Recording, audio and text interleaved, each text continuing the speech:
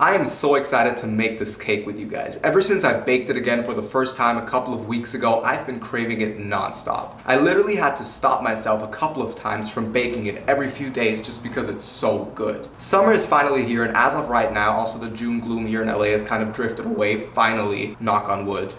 Coming from Europe, the summer season comes with fruit. Now, I have never been a huge fruit person. I like bananas, I like apples, I like a couple of berries, and I will try everything once. But I'm the kind of guy, if you would serve me a fruit platter as a dessert, you'd get a big face of disappointment. So fruit is cute, but not satisfying. I didn't know that this cake in particular is actually very typically European, especially Austrian, which is where I'm originally from. It's this super delicious, fluffy, sweet, spongy cake with literally any fruit on top. Traditionally, it's done with apricots, and that's what we're gonna do today. Now, similar to fruit in general, I used to not like this cake at all, especially when I was younger. It kind of grew on me the older I got, but the texture between the moist fruit and the spongy cake, wow. This cake did not appeal to me at all when I was a child, and now it's literally one of my favorites. It is so simple, so delicious, and so easy to make and serve on any summer day, so let's get into it.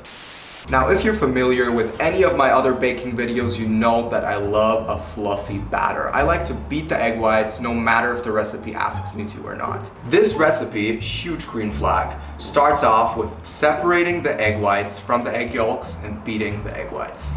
We're gonna need 4 eggs for this. No! Wow, the stay-at-home dad apron is starting to look like it's been through a lot. It's gonna see the washing machine very soon. As you guys probably know at this point, turning this slime here, the egg whites, into fluff is nothing but beating air into it. So to make sure as much air as possible is kept inside, we're gonna beat them as the last step. So continue with adding about 100 grams of sugar to the egg yolks. Actually, take a little bit of the sugar, not more than this right here, and put them in the egg white bowl, because that will give the fluff more structure. And I don't know, for me it just makes the whole folding it under the batter easier. You do not have to use brown sugar, you can use powdered sugar, you can use just normal granulated sugar, but I like to add brown sugar to most recipes just because I love that slight hint of caramel. So to this sugar yolk mixture, add 200 grams of all-purpose flour. I also added a tablespoon of baking powder in there already, so make sure you don't forget that. Now, just like for almost every pastry, we need something that adds moisture to it. Usually, every recipe is gonna ask you to add butter or vegetable oil. Butter tastes good, vegetable oil is just effective and unhealthy, but I like to go with coconut oil. I think it comes close to the healthiest kind of oil you can ingest, so I melted 130 grams here, and we're gonna add it to the flour, sugar, and yolk mixture.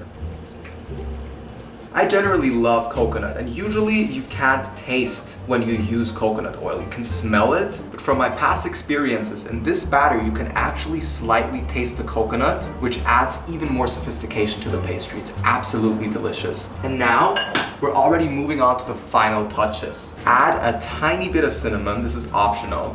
A secret tip is also some lemon juice or lemon zest. Wow, this lemon is kind of dead. Yeah, but this usually adds a very nice summer flavor. It makes the whole thing not as heavy, but more fresh. And it's all about these slight undertone flavors that you can't really pinpoint, but they're there. Because you don't want your cake to turn out plain and boring. And additionally, if you have the option, add a little bit of vanilla extract. I love to add vanilla extract to almost every recipe. You can never go wrong with vanilla extract. A little bit of salt. Not more. And now it's already time to mix everything together. You know you're on track when your batter looks like vanilla ground beef. Now move on to finally beating your egg whites until they're a stiff foam. Okay, so we have a bit of an unfortunate plot twist here. Since I made a mistake in the beginning and the yolk broke, we had a tiny bit of yolk in the egg whites. So they are not fluffy in any way. They now just look like, I don't know what. It's like bath water. But it's fine. The cake is still gonna be great. I'm just saying yours should look like a cloud. And now, regardless of how fluffy your egg whites turned out, fold them into the batter. And when it looks like this, you know you're done. I have to say, it could be a little fluffier, but it's far from bad. It still looks delicious, and I know it's gonna turn out just fine.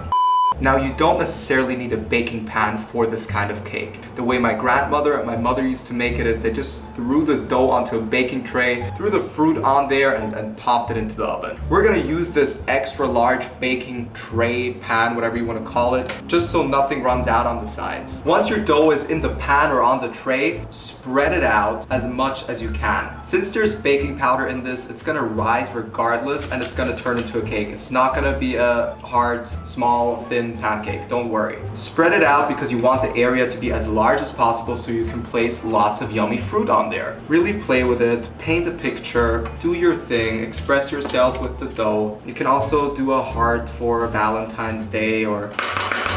This is what my cake looks like for now. I am very happy with this. I have to say it looks identical to when my egg whites did turn out very fluffy, so I'm not afraid that anything's gonna go wrong. And now comes the fun part. You can put any kind of fruit on there, almost any kind of fruit. I'm sure like a pineapple or a mango wouldn't be appropriate because I think the flavors would clash. If you follow me on Instagram, you might have seen that I've tried it with strawberries before, but for this video, we're gonna do it with apricots, which is the traditional Austrian style of this cake that I grew up with. Here are my delicious apricots. Make sure to wash them, remove the pits, and cut them or tear them in half. And then take your cake and randomly place them on there. Don't worry, the cake is gonna rise. So just go crazy with the apricots or whatever fruit you decide to put on this cake.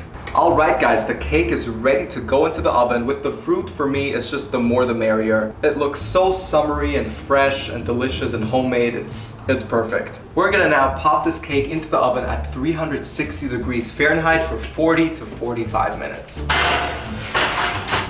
There we go. I'll see you guys once it's done. Alright guys, I cleaned everything up. It's finally time to take out the cake. Let's have a look. Wow. Look at this. Delicious. I don't know, to me there's just something about the smell of warm apricots. Maybe it reminds me of my childhood because in Austria apricots are very common to eat in summer. You make jam, you make dumplings, you make cake, but it's a very cozy and comforting smell to me. Here is another close-up. Let's cut out a nice square and do a taste test. Here it is guys. Wow, it looks absolutely delicious. If you want to garnish and serve this cake looking traditional and nice, confection sugar on top is almost a must. So here it is. I added only a tiny bit. Let's finally try a piece. What I also love about this cake is that it's more fruit with cake rather than cake with fruit. That's also something that completely changed the older I got, but I love this. However, if you like the dough more than the actual fruit, just add less fruit or do double the amount of dough. Here is the perfect piece. I hope I don't burn my tongue.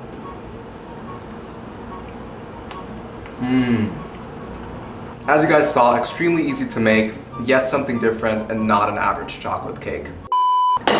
Alright guys, with that being said, I hope you enjoyed another baking video. Make sure to check out some of my other ones. This cake is one of my current favorites for sure. If you end up trying it yourself, definitely let me know how it turns out, what kind of fruit you added on top, and generally let me know your thoughts in the comments. Thank you so much for showing love, thank you for showing support. Take care and see you soon.